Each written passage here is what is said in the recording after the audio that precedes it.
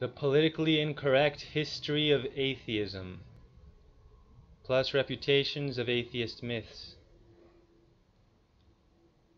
Atheism. The prefix a means without, like the one in asymmetrical, meaning without symmetry.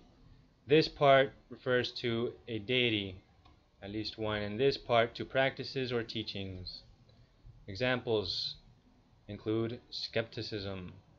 Atheists typically self-style as skeptics, even though most of them never question the atheist myths I refute in this series. A true skeptic questions across the board. Agnosticism means way without knowledge, etymologically, because agnostics say they don't know if there is a God. Agnosticism is a subcategory of atheism. You can't trust in God when you don't know. Doubt is opposite trust. Carl Sagan, an atheist, said, "An atheist has to know a lot more than I know. An atheist is someone who knows there is no God." By some definitions, atheism is very stupid. The agnostic atheist, they're a subcategory. He says that fanatical atheists are stupid. That's what he said. "Your God is too small for my universe," he said. Such narcissism. God killed him, showing the atheist whose universe it is. Sagan before death. Fame profits nothing now. Money profits nothing now. Ingratitude to God won't go unpunished after death. Atheists can't account for why we die or live. Far better, it seems to me, in our vulnerability is to look death in the eye and to be grateful every day for the brief but magnificent opportunity that life provides, he said. Be grateful to life? False humility. He says thank you to the present instead of to who gave the present. Thank you, pyramid thing. The hell's wrong with him? Magic is for idiots. But I know slime became Frankenslime one time. To know what people really think, pay regard to what they do rather than what they say. René Descartes, or however you say that, I don't know French yet. What they do rather than what they say. This is what he says. Magic is false. This is what he does. He trusts in magic. So he contradicts himself, the atheist. He has a double standard. Do you like my origami? A tornado would have done it, but it takes forever. Says intelligent design is unnecessary. Does intelligent design. To know what people really think, actions speak louder than words. Takes forever is an ad hoc, convenient plot device. One plot device, use it as you see fit. So I suggest you use this. Takes forever is circular reasoning. No proof given. Tornadoes destroy more than they can ever create. How can you advance order by taking 100 steps backwards for every step forwards? Chance has no chance. And time doesn't change that at all. You're always going back to square one. Yet atheism is worse than a dimwit playing a game. It's literal mindlessness playing a game, with no intention to win. I laughed out loud originally when I typed that. I forgot the blindfold. And atheists cheat because they can't account for the game board itself, the materials to start. Yet even with that cheat, they can never win because it takes many series of intended build-ups of order for it to get anywhere significant. Mindless forces, having no intention to build anything, will not preserve the little bit of order they can muster in order to add order upon it. So they will destroy the bit they make, always regressing. For example, erosion can manage a hole in the beach, arguably order. But do you really believe that the mindless forces that made that order will preserve it? Ha! Never. Erosion will destroy the tiny bit of order it made by filling up that hole, going back to square one in a game it isn't trying to win nor can. Atheism is like saying that sandcastles can erode into existence. Science observes that for thousands of years there has not one sandcastle eroded into existence. Mind did it, always. Atheists reject mind of the gap in favor of their absurd mindlessness of the gaps. It's one or the other, folks. Which is equivalent to turning a blind eye to endless evidence for millennia that being witnessing erosion in every beach on Earth, and maybe even other planets, for thousands of years in favor of a totally baseless atheist myth. Here's Richard Dawkins' propaganda book, Climbing Mount Improbable, which should really be titled Imagining Climbing Mount Impossible. Dawkins, in this video, evades and doesn't answer the question, which was, can you give an example of a genetic mutation or an evolutionary process which can be seen to increase the information in the genome? In other words, can you prove that there is a natural way to add information to DNA? And he could not answer that question. You can check out the video on your own. If in evolution you say, and by the way, I believe in evolution but not macroevolution, and I will get to that in a later section, God willing. If in evolution you say there is new information, that is just dormant information now unlocked, not really new. Atavisms prove this occurs. The first atheist. I was such an ugly baby. Babies are atheists because they don't know anything, such as that the diaper was created by a to them unwitnessed creator or creators. That's the watchmaker fallacy. Nope, because there are different kinds of similar arguments. Mine isn't about complexity per se, but order levels, so you'll have to actually take mine down, not commit the fallacy petitio principi, also known as circular reasoning. Michael Crichton said, if you don't know history, then you don't know anything. You are a leaf that doesn't know. It is part of a tree. So let's go into the history of atheism to know what where you belong to, atheists. You are a statistic of indoctrination, and I will prove this to you. Keep people from their history and they are easily controlled. Antiquity. For the first thousands of years of history, almost everyone was a creationist, which of course doesn't make it right, but I'm just saying. They were smart enough to know that tornadoes don't make houses.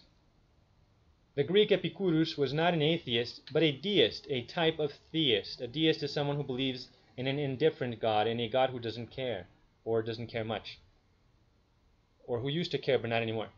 And atheists who preach atheism on the internet especially, they always cite this guy.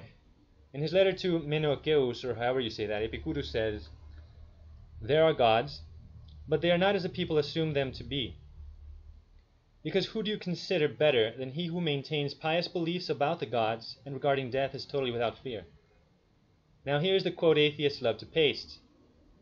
Is God willing to prevent evil, but not able? Then he is not omnipotent. Is he able, but not willing? Then he is malevolent. Is he both able and willing? Then whence cometh evil? I think that means from where. Is he neither able nor willing? Then why call him God? He missed the big picture, however. For God to have prevented evil, he would have had to have prevented love, because love cannot be forced. So God allowed there to be lack of love, and that is what causes suffering. But God has prepared a judgment day, and this shows his omnipotence and benevolence together. God has to allow bad consequences for our bad choices, because without consequences, choices are impossible. And God did not want robots nor stupid beasts to be with. Yes, he made stupid beasts, but he wanted a special creation, so he made us. He gave us a conscience, so atheists have no right to blame him for anything. Man ruined everything. We are or were the problem. God is the solution. God knew ahead of time we would fail, and he planned to pay for our crimes so we can live forever with him, since he demands payment for crimes no ignoring, like the Muslim God. Seneca the Younger is said to be an atheist. He said, religion is regarded by the common people as true, by the wise as false, and by rulers as useful. However, if you look at the context, he was referring to the common people of pagan Rome, who considered as true not any religion, but the pagan religion. So he says that the pagan religion is false according to the wise. He's not saying all religions, although he probably did believe all religions. Or maybe he had a version of a religion that he considered not false. Because look, in Naturales Cuestiones, he said God is in all things natural. Quisquis formator universi fuit sive ille Deus. Deus means God. Whoever was the former of the universe, whether God Almighty, whether incorporeal reason, whether the divine spirit, diffused equally through all things, the greatest and least. So that guy was not an atheist, but here is an atheist in antiquity, an actual atheist. Hard to find back then. So potent was religion in persuading to evil deeds. Generally that is true. Not my religion.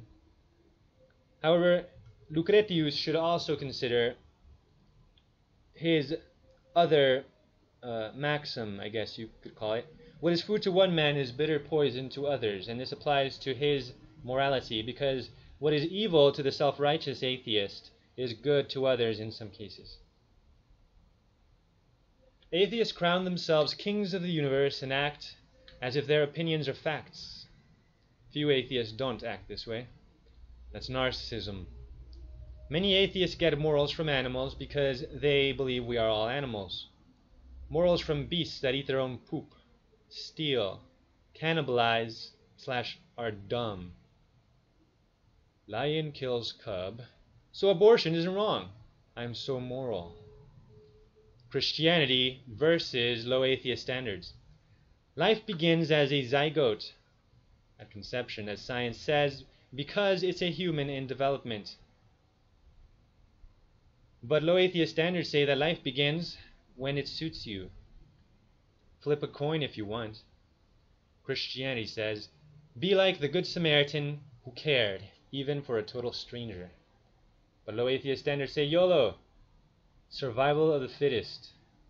Selfish is natural. Which is why the Columbine terrorists believed in the macroevolution myth, the atheist creation myth, and tried to advance natural selection, accelerate it.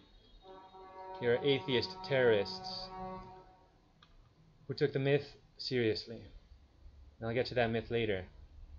Like father, like son, as far as macroevolution mythology and racism. This isn't really scientific, this is pseudo-scientific racism.